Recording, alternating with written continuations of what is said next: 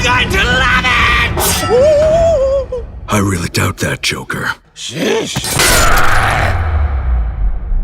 Recently, I rewatched Batman Ninja with a friend that loves anime. He hadn't seen it before, so I was showing it to him, but I thought I'd review it since, I rewatched it. I'm not the biggest anime fan. Both times I've seen this film, I've watched the dubbed version. I don't know if the subbed would be better or worse. If you've seen both versions, I'd be curious to know what your preference is. At its core, this movie is pretty simple. It's a Batman versus Joker story, where them, along with some other villains and members of the Bat family, are also transported to ancient Japan. The cause was a time machine the Joker had gotten his hands on, and we discover that this was thanks to Gorilla Grodd. When I first watched this, I was really surprised with how large a part Grodd has in the film, but he's a character that really fits here. Aside from Batman, Joker, Harley, and Selina, Gorilla Grodd is the only character that has a lot to do. The movie mostly focuses on these characters, and don't get me wrong, it definitely focuses enough on the Bat family as well, and other villains, just not as heavy. I'd consider the 5 the main cast and everyone else as a supporting character.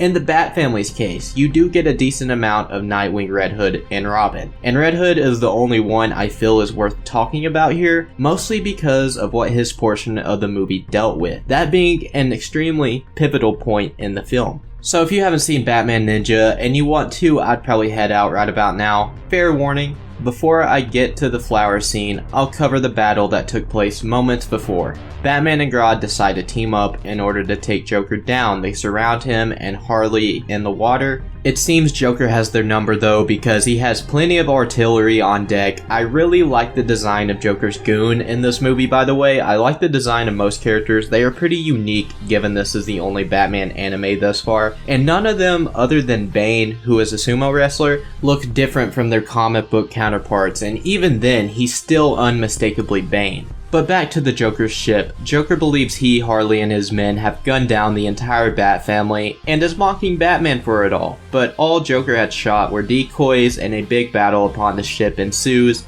and it culminates with Joker blowing up the entire ship with himself on it. The line he gives just before he goes is a great one too. I'm having a party in hell!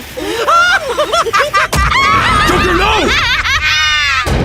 Now, since Joker and Harley are quote-unquote dead, let's talk about the flower. The weirdest scene, but also one of the most important scenes, is Batman and Red Hood questioning a couple with characteristics of the two, and we find out each of them, Bruce and Jason, do know it is them, but this is basically reincarnation, so Batman believes their memories of being the Joker and Harley are gone. Which they technically are, but after Batman convinces Red Hood to let them be because they aren't going to hurt anyone, we see Joker sobbing turn to maniacal laughter, and the unmistakable Joker grin comes back. The reason he was able to become the Joker again was this flower. As he says later on, the flower gave him insanity back and made him remember. He hypnotized himself to become insane again.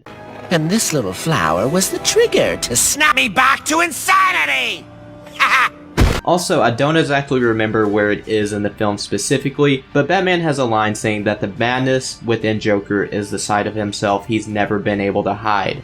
It's what makes him what he is. I always love storytelling like this because it shows how much Batman understands and how well he knows the villains he's constantly battling, especially the Joker. While Joker was gone though, Gorilla Grodd and Selina have taken over his territory, Arkham Tower, and I'm sorry but there's so many mech fights in this movie that it's kinda hard to remember which fight was when exactly. I'll touch on the other villains before I go back to Joker. The ones I've yet to touch on are Two-Face, Penguin, Poison Ivy, and Deathstroke. These 4 are basically the 4 big bosses outside of the Joker. They each have their own territories and towers. We don't really deep dive into any of their characters, but it's still cool seeing them, and it gives us villains for the Bat family to take down in a pretty entertaining fight in the end. I really like the intro cards for each of the villains at the beginning when we are being introduced to these versions. I guess just because it felt different for a DC animated movie. Now for one last time, let's take this discussion back to the Joker.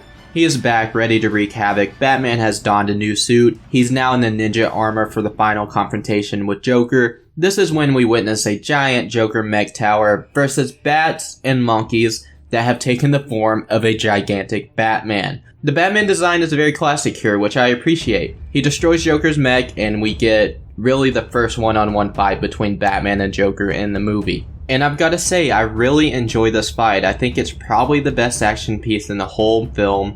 The banter between Batman and Joker is excellent, it's pretty good in the entire movie, and I think that's a big reason I like the film more than I ever thought I would. They made Batman Ninja with an understanding of who these characters are, and it shows. Batman defeats Joker, and we get the classic Joker wanting Batman to kill him moment. Batman gives Joker what he wants and drops him off at the tower, but we all know, unless it's Batman 89, Batman isn't gonna kill the Joker. He grapples his leg to hold him up, which is actually pretty reminiscent of both Batman 89 and The Dark Knight. With that, Joker is defeated, Batman and the Bat family activate the Quake engine or the time machine to go back to their time, but in the end credits we see the Batmobile is now a horse and carriage. I had actually completely forgotten this end credit scene. I'm not sure if this was trying to set up a sequel or just show us how faulty time travel can be. Either way, it was interesting, kind of humorous, and there are way worse ways to end a movie. One more thing I want to touch on before I wrap this up is Batman's trust and dependence upon others in the movie. The Bat family is extremely important to Batman because they help him grow and develop even more as a character. And I love the line when he says, "I have my mind, my spirit, and all of you." But I have my mind, my spirit, and all of you.